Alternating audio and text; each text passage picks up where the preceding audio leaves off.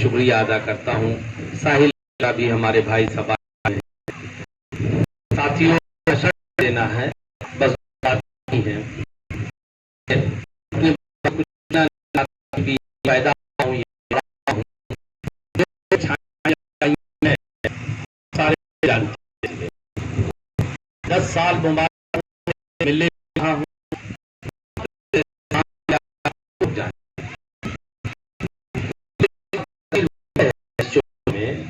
जैसे भी हम 2 बार भी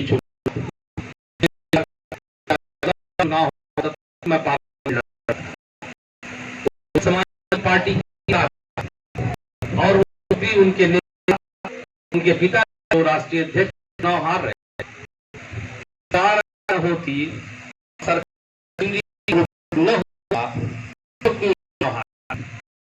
लेकिन कोई बात चुनाव से को ये उम्मीद थी कि सरकार है, बड़े नेता है, देश हमारा सारी समस्या हल हो जाए, सब विकास हो जाए। विकास तो मारो गोली, 5 साल कोई आदमी जनता गई, 5 साल में वो एक नहीं आया। जब जीतने के बाद सर्टिफिकेट तक लेने नहीं।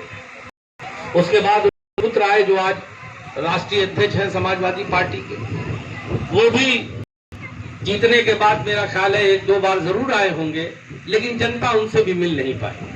लोकतंत्र में आजाद देश में हम जीते हैं, अब गुलामी खत्म हुई, हम गुलाम थोड़ी हैं। जिसको वोट देता है आदमी उससे मिलना भी चाहता, अपना दुख सुख भी कहना चाहता है। अभी मैं आता हूं, कल भी जा रहा था, रात में देख रहा था तो ये भाजपा के जो हमारे साथी हैं वो एक होटल में रुके हैं और जो समाजवादी पार्टी के साथी हैं वो दूसरे होटल में रुके हैं। ये दोनों लोग चुनाव के लिए एक होटल में रुक गए हैं आके, क्योंकि एक आदमी इटावा से आए और एक आदमी गाजीपुर से आए हैं, रहते बॉम्बे में।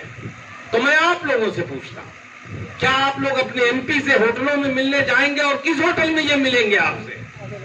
आज तो चुनाव है, होटल में है, कल जीतने के बाद कहीं नहीं मिलेंगे। फिर कौन जाएगा इटावा, मैनपुरी और बॉम्बे? इसलिए मेरे साथियों, मैं जैसा भी हूं, इसी जिले का हूं, इसी मिट्टी का हूं, और कहता नहीं हूं, कहने से जरा छोटापन लगता है। जब भी मेरे लोगों को जरूरत पड़ी, मेरे जिले को जरूरत पड़ी, आपका ये भाई, आपका बेटा सीना तान के चट्टान की तरह से आपके दुख सुख में खड़ा रहा है। कभी मैंने अपने लोगों को अकेला नहीं छोड़ा। राजनीति में धन कमाने के लिए, पैसे के लिए नहीं करता। ये मेरे लिए एक समाज सेवा है। हाँ, इज्जत सम्मान जो मिलती है मुझे, इससे जो पहचान मिली है, मैं उसका भूखा हूँ, जरूर इज्जत का भूखा हूँ। दौलत की कमी नहीं है मेरे पास, ना उसकी जरूरत है। अल्लाह ने जितना दिया बहुत है, ये भूख कभी खत्म नहीं होती। मरने के बाद इंसान खाली ही हाथ जाता, कोई अपने सरमाए लेके नहीं जाता। मेरा मानना है कि अल्लाह ने एक जिंदगी दिया है, उसमें अगर कुछ अच्छा काम करके जाओगे तो इसी बहाने लोग अच्छे से याद करेंगे, वरना जाना तो एक दिन सबको ही है। और अगर कुछ गलत करके जाओगे तो लोग कहेंगे अच्छा हुआ चला गया। तो मैं नहीं चाहता कि मेरे जाने के बाद कोई ये कहे कि जमाली ने अच्छा काम नहीं किया या अच्छा व्यक्ति नहीं था। मैं चाहता हूं कि जिस दिन मैं जाऊं तो कम से कम मेरे जिले की आंखें सबकी गीली हो जाए कि एक अच्छा आदमी था, अपना भाई था, अपना बेटा था, चला गया, रहता था तो हम लोगों के काम आता था।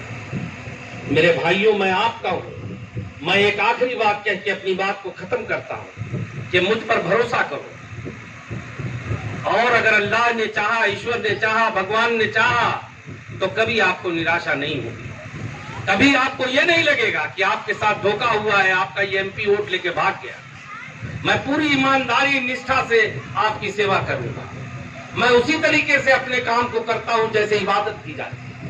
मैंने मुबारकपुर में भी ऐसे ही किया है। अभी हमारा भाई कह रहा था, मान्यवर काशीराम जी ने कहा था और सही कहा था, बहुजन समाज पार्टी राजनीतिक दल बाद में, पहले ये एक मिशन है कमजोरों का, गरीबों का, पिछड़ों का। इसलिए जो लोग विरोधी बोलते हैं कि कमजोर हो गई है, उनको जवाब भी देना है इस सीट को कि जब तक ये दुनिया रहेगी बहुजन समाज पार्टी पूरी मजबूती से खड़ी रहेगी। लोग आएंगे जाएंगे, पार्टी कभी कमजोर नहीं होगी, पार्टी अपनी जगह पे रहेगी। और मान्यवर काशीराम जी ने कहा था कि दलित मुसलमान करो विचार, कब तक सहोगे अत्याचार। ये अलग बात है कि हमारे लोग इसको नहीं समझ पाए।